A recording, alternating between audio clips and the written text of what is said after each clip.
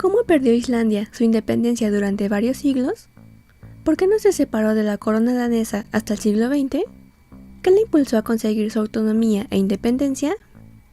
Porque hay muchas preguntas por resolver, acompáñenme a historizar. El siglo XX marcó para Islandia el fin de más de medio milenio de unión política con la monarquía danesa y la fundación de una nación totalmente independiente. Antes de ese momento, desde finales de la Edad Media, Islandia quedó bajo el control de la corona de Noruega, y cuando Noruega se unió a Dinamarca, pasó a ser gobernada por la corona danesa. A partir de la reforma luterana del siglo XVI, el gobierno danés, al adoptar el protestantismo, había intentado integrar a Islandia más estrechamente a la estructura administrativa del Estado, limitando su autonomía y asegurando un control mucho más directo. Con la introducción de la monarquía absoluta en Dinamarca, reconocida por los islandeses en 1662, Islandia cedió a la corona los escasos restos de su autonomía. Desde ese momento hasta finales del siglo XVIII, los islandeses se caracterizaron por su fidelidad a la corona danesa, e incluso los más firmes patriotas en Islandia proclamaban su lealtad al rey danés y elogiaban su benevolente gobierno. Eres cruel pero justo. Así que la idea en el país de una autonomía islandesa de algún tipo no surgiría sino hasta principios de la década de 1830, y solamente se volvió dominante hasta después de mediados del siglo. Este giro en la política islandesa no fue algo único o aislado, ya que fue influenciado por los cambios similares que nacían en toda Europa en ese mismo periodo, a finales del siglo XVIII y principios del XIX, cuando las ideas democráticas y de nacionalismo comenzaron a desplazar las estructuras de los antiguos regímenes europeos. La nueva perspectiva se basaba en la creencia de que el gobierno de una nación sobre otra era, en principio, completamente antinatural y por esa razón tenía que ser evitado. Jón Sigurðsson, uno de los líderes más importantes del movimiento nacionalista islandés, defendió firmemente esta idea, especialmente porque en el caso de Islandia y Dinamarca, afirmaba que las dos sociedades de las dos naciones eran fundamentalmente diferentes. Y siguiendo con esta corriente, los líderes islandeses encontraron una causa nueva para la difícil situación que padecía entonces la nación islandesa. En lugar de culpar a los propios islandeses, atribuyeron la pobreza y el estancamiento de Islandia a los efectos negativos del gobierno extranjero. También el escritor islandés Gisli Brynjólfsson afirmó que en los primeros siglos de la historia islandesa, la nación era fuerte y con un potencial muy grande, pero que bajo la influencia y el dominio extranjero, su espíritu se había vuelto frágil y débil. ¡Todo por tu culpa! De esa forma, se comenzaba a derribar el discurso anterior al siglo XIX, que siempre había considerado la fidelidad al rey danés y su gobierno como la ruta más segura para que Islandia alcanzara la prosperidad y la modernidad. Pero la monarquía danesa no solamente estaba perdiendo su legitimidad entre los intelectuales islandeses, sino también entre sus colegas daneses. Esto comenzó a ocurrir con más fuerza a medida que la monarquía danesa se hizo cada vez más pequeña, especialmente al perder Noruega ante Suecia en 1814 y la región de Schleswig-Holstein ante Prusia y Austria en 1864. Esto obligó a la nación danesa a centrar su atención en conservar el territorio y la unidad interna del Estado, en lugar de ocuparse de las regiones externas que aún formaban parte del reino. Estoy ocupado.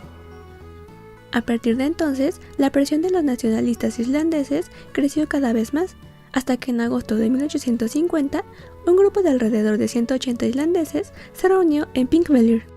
El propósito de la reunión era discutir los principios básicos de una nueva constitución para Islandia. La reunión declaró que la unión con Dinamarca ya solo podría beneficiar a Islandia si los principios correctos guiaran la unión y el gobierno de los dos países. Afirmaban que Islandia no formaba parte de manera forzosa de Dinamarca, y no había sido una colonia ni había sido derrotada en una conquista militar. Pensaban que Islandia era un país que se había unido voluntariamente a la corona de Dinamarca, lo que le daba a sus habitantes una autoridad plena para salir de la alianza cuando lo decidieran más conveniente. Ahora consideraban que la unión ya no servía a los intereses islandeses, y aquella reunión convocaba, por lo tanto, a hacer un llamado a una autonomía casi total para Islandia. Ya no la necesito para nada. Sin embargo, los daneses rechazaron esta interpretación, calificándola de completamente falsa. En su lugar, la primera respuesta del gobierno danés a las demandas islandesas fue ofrecerles unirse a la nueva monarquía constitucional en igualdad de condiciones, haciendo así que la Constitución danesa de 1849 simplemente fuera puesta en práctica en Islandia. Pero esta propuesta, de igual manera, fue absolutamente rechazada por los islandeses. Y durante las siguientes décadas, Islandia quedó en un limbo político y constitucional. Muchas veces, los daneses coincidían en que los islandeses formaban una nación aparte, en lugar de considerarlos como parte integral de la nación danesa. Y todos los políticos daneses, exceptuando los más conservadores, estuvieron de acuerdo sobre la nacionalidad separada de los islandeses. Además, les resultaba difícil integrar a Islandia en su propia visión nacionalista. Pero aún así, eso no significaba que los daneses estuvieran dispuestos a dejar ir fácil y completamente a Islandia. ¿A dónde vas, puerco? Aunque muchos daneses defendían que los islandeses merecían un trato especial en la reorganización de la monarquía y el Estado danés, no estaban dispuestos a darles un Estado propio. Al menos, decían, no mientras éste no pudiera sostenerse. Consideraban que Islandia podía llegar a gobernar sus propios asuntos internos, aunque siempre con la guía y la asistencia danesas, si quería prosperar adecuadamente.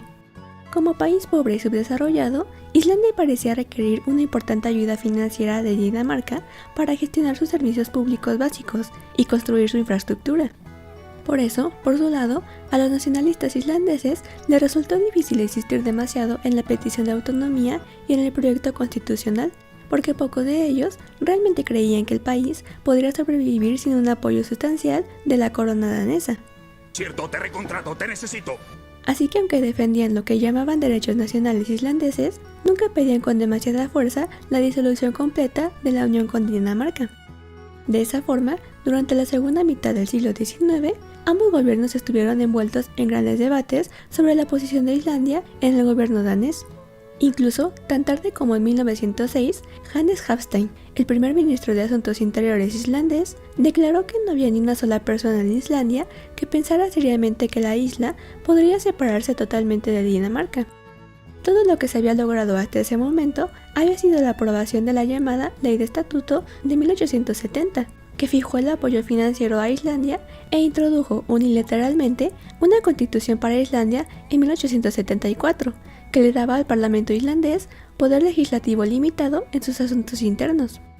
Fue solamente cuando la economía islandesa se volvió lo suficientemente fuerte que la situación cambió de forma drástica.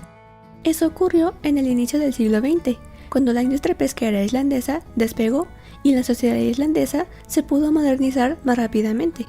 Entonces, las demandas islandesas de autonomía se volvieron más convincentes. ¡Ahora sí! Eso coincidió con la caída del gobierno conservador en Dinamarca en 1901, que abrió paso a un sistema más liberal y parlamentario, y permitió que en 1904 se estableciera el gobierno autónomo islandés. Luego, con el Acta de Unión de 1918, se dividió el reino danés, que se convirtió en una monarquía dual de dos estados soberanos, Dinamarca e Islandia, compartiendo al mismo rey. Con esta ley, Islandia, aunque no se separó totalmente de Dinamarca, en la práctica se convirtió en un estado autónomo, ya que el rey danés ya no utilizó sus amplios poderes para interferir en los asuntos internos de Islandia. Por la parte danesa, la soberanía islandesa ya solo tuvo una oposición limitada, e Islandia pudo ganar la confianza necesaria para romper su unión con Dinamarca, que se concretaría con la fundación de la República Islandesa en 1944.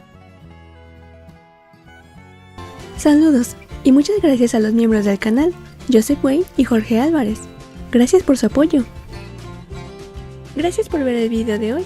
Los espero en la próxima ocasión para seguir respondiendo más preguntas históricas.